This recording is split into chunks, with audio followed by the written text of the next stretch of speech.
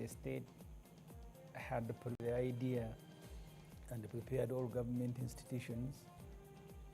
They even did, I think, some piloting, and they have rolled that particular campaign and offloaded it onto the country. First, look, in Parliament, the law on Political Parties and Organizations Act was changed.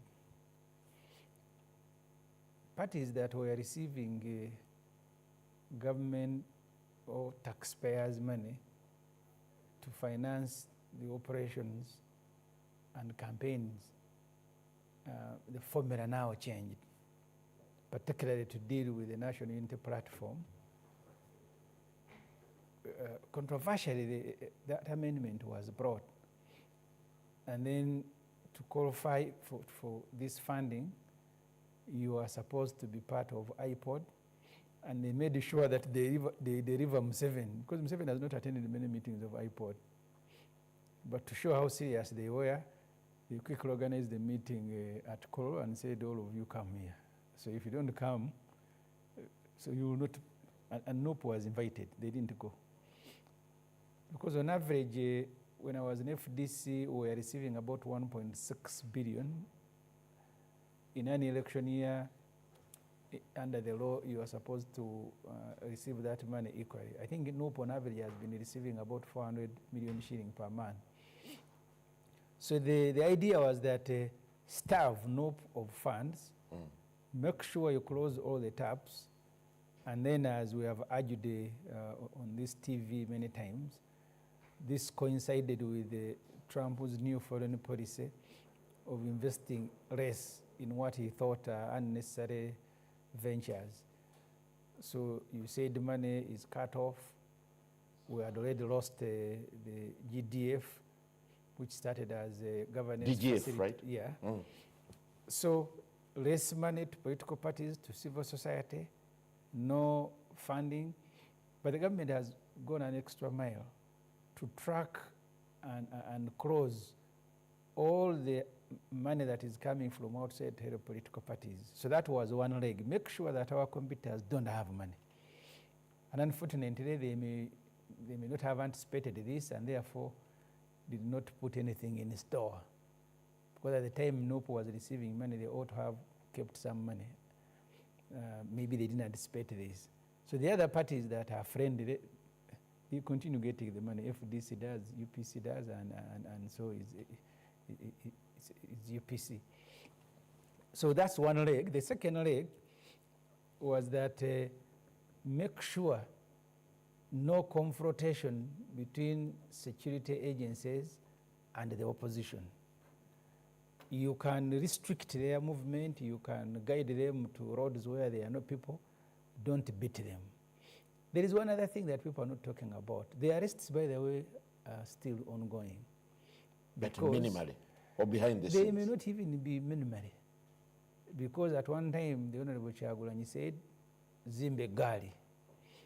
Zimbe Gali, ordinarily the men just preparing. The things we've done before, several guys used to call it a brigade. You had the P10. We had P10. So he wasn't announcing anything new. But it gave them an opportunity to prepare for it. They are quietly picking and arresting. And that's why you will see Beret and overall, those who are bold to put them on, the number is reducing. So you frighten, you intimidate, quietly arrest, so that the young people who are energizing and giving campaign momentum are no longer able to volunteer. So that's how this campaign was crafted. Supposed to be controlled, make sure there are no headlines, make sure there are no confrontation, guide the candidate to where you want that candidate to be. You've always argued that President Museveni is frail, and he made meetings to prepare for this. And he said the NRM infrastructure, and they are using the state to construct that NRM infrastructure from every village. For him, yes, because the Israel is a lot is going into this. In the past, Museveni would use approximately about 2 trillion shilling. I think now he may use up to 4 trillion shilling in his campaign. to facilitate people who are coming to attend these rallies, to oil. You want to call these artificial rallies, artificial crowds? They are not necessarily artificial, but a lot has gone into building these rallies. You saw when they were taking signatures to the Electoral Commission, UPDF trucks were there on 2 buses. Because I want you, the media, to show me the traffic of these people walking to these rallies. All the videos start with Museveni arriving at the rally. Show me how people are arriving. And then the country will understand that this is a construction. This is not an organic meeting that has just happened by itself. This meeting is carefully crafted. I think I need to bring in Honorable Dombo now. Honorable, good to have you. Honorable Semuju says the crowds are not organic. These rallies, what's your take?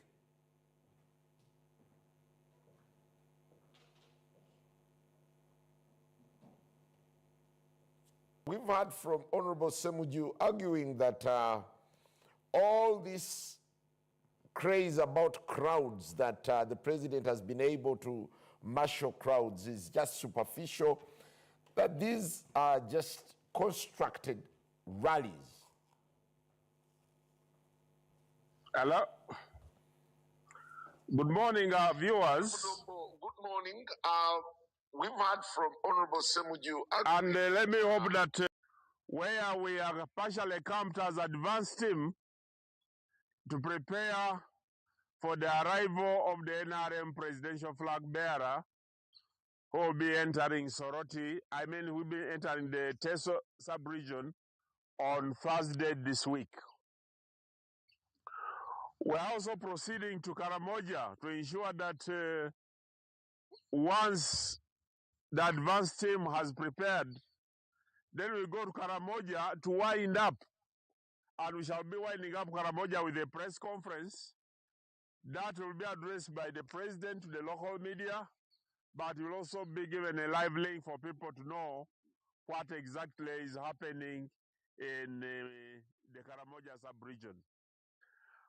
Bwana Semuju has always said that he is partially true or correct, because when we see areas like Karamoja, there is no way the people of Karamoja can move for over 100 miles to come for the rally unless they have been supported. In places like Jumani, where we had one of the biggest rallies, by 5 a.m. in the morning, the stadium was more than half full. And because the people are nearer and they could walk with their legs. So walking, it was accessible. People would ride their motorcycles, many ride their motorcycles, many come on their bicycles.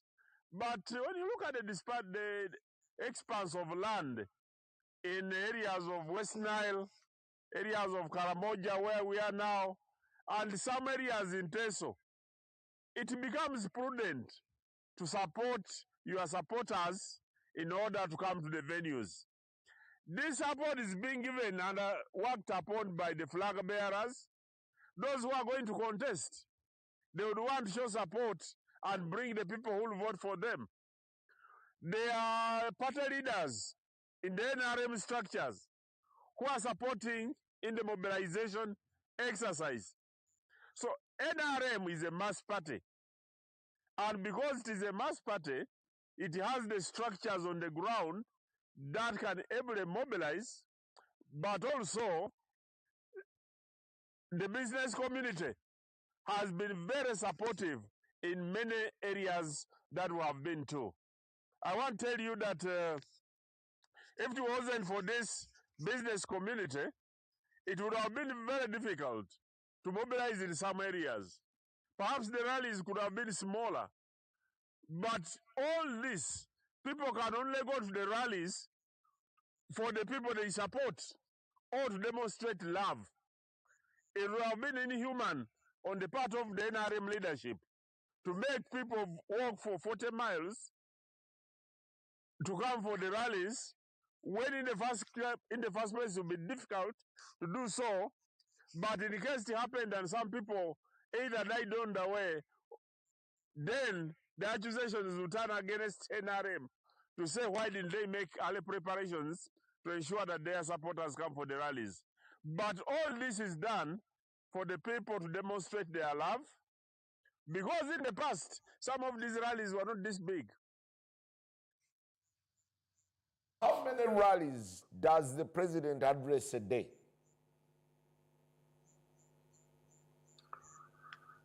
The president has been having 2 rallies every day.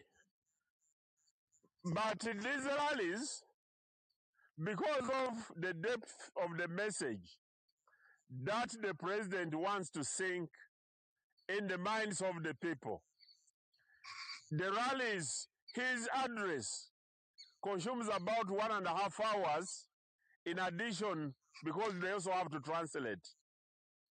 Because, you know, the president, because of our internal challenges, can only communicate in English, or in some places in the local language where he understands, like in the Luo community when we were in Acholi sub-region and part areas of Lango, he could use some of their local languages where he could do so. But because of the translation, our rallies take about 1.5 to 2 hours for the trip for the president, including the handing over of the flags to the NRM flag bearers. Simon, I want people to know that we are in a campaign, and one of the purposes of the campaign, apart from sinking the message from the manifesto, we also create impressions, because this is a marketing strategy.